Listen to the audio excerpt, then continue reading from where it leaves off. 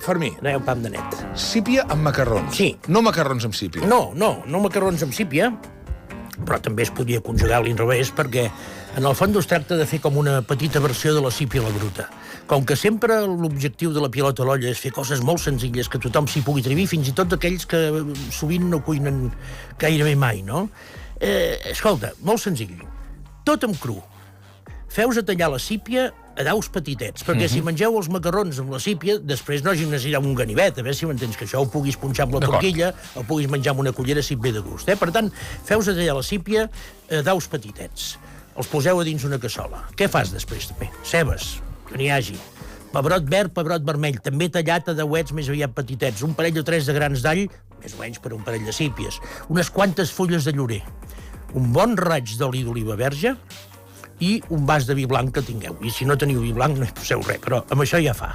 Què heu de fer? Us ho imagineu, Sal, pebre, i per tant, tot això ho poses dins d'una olla, la cassola, la que tinguis, la tapes, i per tant això es anirà estufant. A mesura que es vagi estufant, la sípia es anirà estovant.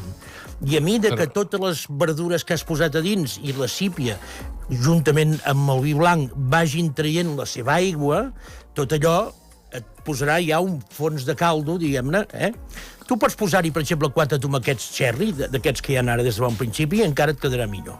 Què has de fer després? Quanta estona ha de passar? El foc? Foc mitjanet. Mitjanet. No, ha de ser una cosa, foc mitjanet, no molt fort, però alegre humà no en trobo, I per tant, escolta, tapat, que vagi estufant allà, quanta estona? Ja hi som. Mira, poden ser 3 quarts d'hora perfectament, saps què vull dir? Que el sípia et quedi ben tendre, etc. Aleshores, això trobaràs que ja tindrà un fondo de salsa, un fondo líquid. Sí. Si convé, i n'hi tires una mica d'aigua en aquell moment, perquè el que no faràs... s'enganxi tant. Tiraràs els macarrons a dins. Cony. Els couràs en allà. Aquí és on hi ha la gràcia. Ara! Remenaràs bé, tornaràs a tapar, el tapar farà vapor. Perdó.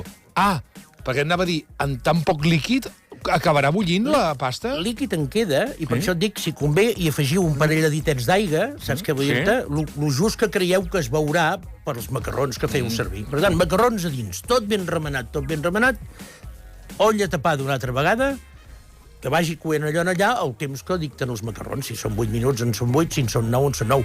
Mireu de no comprar macarrons d'aquests que triguen 17 minuts. Després faríem pans com unes hòsties, això sí, Escolta, per cert, ja està, no? Ja està. Perfecte, tu. Però és boníssim, això, Amigo, no són bromes, Sípia, pebrot vermell, tot en cru. Tot en cru. Sípia. Pebrot verd, pebrot vermell, sípia més o menys tallada als dauets semblants, Què més hi fotem? Uns tomàquets cherry. D'acord. Ceba tallada així amb juliana. Fulles de llorer, uns graners d'all, un raig d'oli d'oliva verge i una mica de vi blanc. Tot amb cru. Sal, pebre, cassola, tapada, al foc mitjanet. Que vagi fent. Quanta estona votem? El que et deia, voltant de 3 quarts d'hora, probablement, depèn, mitja hora, 3 quarts, segons el punt de la sípia que t'agradi tu. Va remenant. Quan tens això, vas remenant, t'haurà fet una mica de caldo, perquè... Per les aigües, els vins i tal. Etc. I aleshores, si convé, allargues una miqueta amb una mica d'aigua i tires els macarrons a dins. Basta. Remenes bé, tapes i... Jo compro normalment un tipus de macarrons que triguen 9-10 minuts. Perfecte. I amb això us quedarà un plat extraordinari. Perfecte. Recuperaré per recu.cat no només aquesta, sinó la de la setmana passada, perquè t'he de dir que la família del Lu Martín...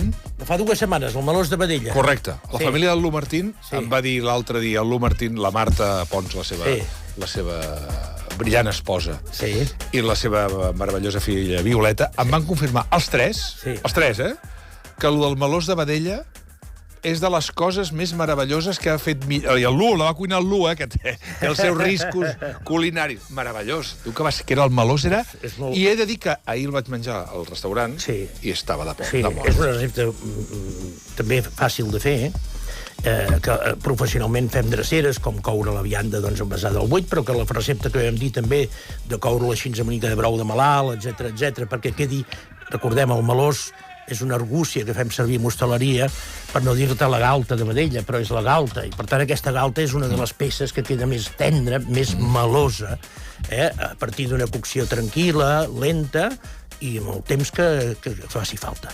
I després la mantega d'anxoves, com tu saps, és trinxar amb un pímer, mantega pomada, que en diem, és a dir, la mantega una mica tova, amb força anxoves, ben triturat, i quan tu tens el caldo que t'ha anat deixant de la cocció de la vedella, que per tant ha deixat caldo de vedella, n'agafes una quantitat, la poses en una paella, tires la mantega d'anxoves, la quantitat que tu facis, la deixates, la poses en una altra cassola amb les galtes, que faci xup-xup fins que la salsa et quedi de la densitat que tu vols. I s'ha acabat, i no hi ha més. És que vagi al restaurant del Fermí Puig, al carrer Balmes de Barcelona, que tingui bé, de debò, feu-me confiança, ha d'agafar el corte de nata del postre, que és una cosa, les postres, el tall aquest... El gelat de corte, el gelat de corte de nata de tota la vida, aquell de tota la vida, que és veritat, però el del melós de vedella, que em vaig quedar fascinat. T'ho he de dir que fascinat, tendre... Ara ho trauré de la carta. No, ho treguis de la carta, no si t'ocorreixi.